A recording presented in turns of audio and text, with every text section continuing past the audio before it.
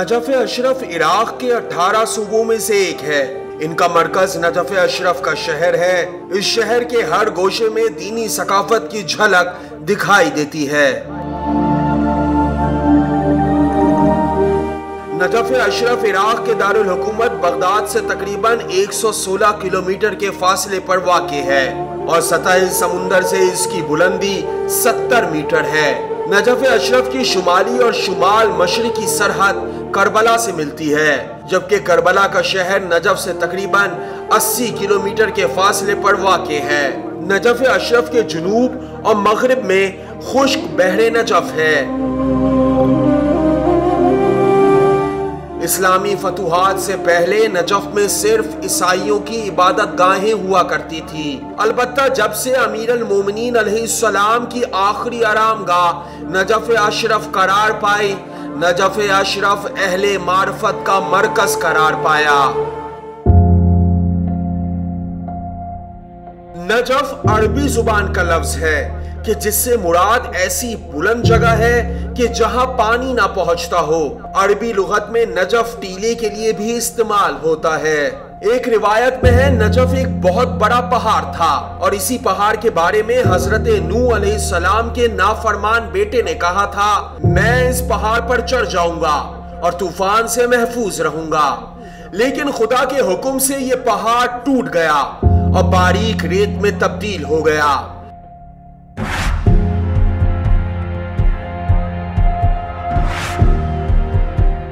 Najaf के साथ मौजूद समंदर को नय कहा जाता था, लेकिन बाद में यह समुंदर खुश्क हो गया तो इसे नय जफ कहा जाने लगा। अरबी में जफ खुश्क को कहते हैं। इसी वजह से नय के खुश्क होने के बाद इसे नय जफ कहा जाने लगा, यानी खुश्क समुंदर, और बाद में यही नय जफ नजफ में तब्दील हो गया।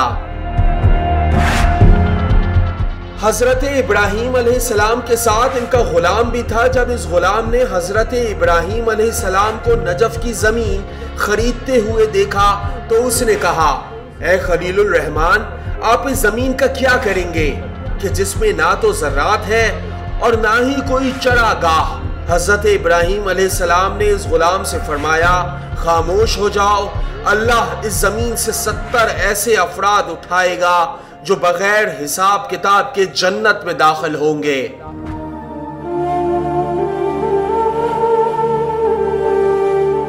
इमाम जाफर सादिक अलैहिस्सलाम ने फरमाया, नजफ इस पहाड़ का हिस्सा है कि जहां अल्लाह ताला ने हजरत मूसा अलैहिस्सलाम से कलाम किया, हजरत ईसा अलैहिस्सलाम को मुकद्दस करार दिया, हजरत इब्राहीम अलैहिस्सलाम को अपना खलील बनाया, हजरत मोहम्मद सल्लल्लाहु अलैहि वसल्लम को अपना हबीब मुंतखब किया और अंबिया अलैहिस्सलाम के लिए इसे मस्कन करार दिया। अमीर अल मोमिनीन अलैहिस्सलाम अक्सर नजफ की तरफ आते और इसे शर्फे निगाह बख्शने के बाद फरमाते, तेरा मंजर कितना हसीन है, तेरा अंदर कितना खुशगवार है, खुदाया मेरी कब्र यहाँ करार दे। अकबा इब्ने अलकमा ने कहा है कि हजरत अमीर अल मोमिनीन अलैहिस्सलाम ने सरजमीन नजफ को नजफ से लेकर हीरा और कूफा तक वहां के जमींदारों से 40,000 दरहम में खरीदा। इस खरीदारी पर चंद अफराद को गवाह बनाया। किसी ने कहा, ए अमीर अल मोमिनीन, इतनी रकम से आप एक ऐसी जमीन को खरीद रहे हैं जो बंजर है। तो इसके जवाब में इमाम अलैहिस्सलाम ने फरमाया, मैंने हजरत सल्लल्लाहु अलैहि वसल्लम से सुना है, पुश्ते कूफा से 70,000 लोग उठेंगे जो बिला हिसाब बहिश्त में दाखिल होंगे। तब मैंने चाहा वो सब मेरी मिल्कियत से उठें।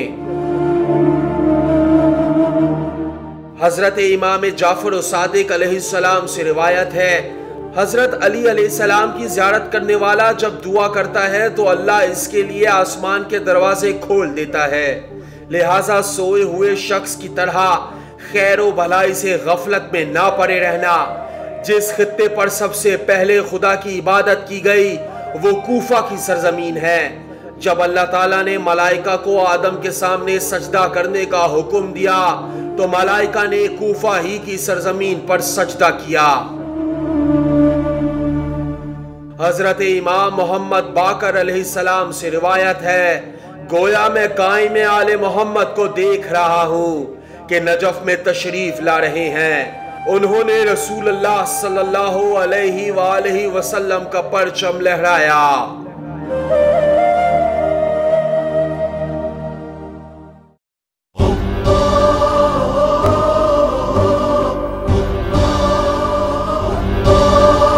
करबला उर्दू से हरम मुक़द्दसात के मुताबिक आपकी इस्लाह चाहता है।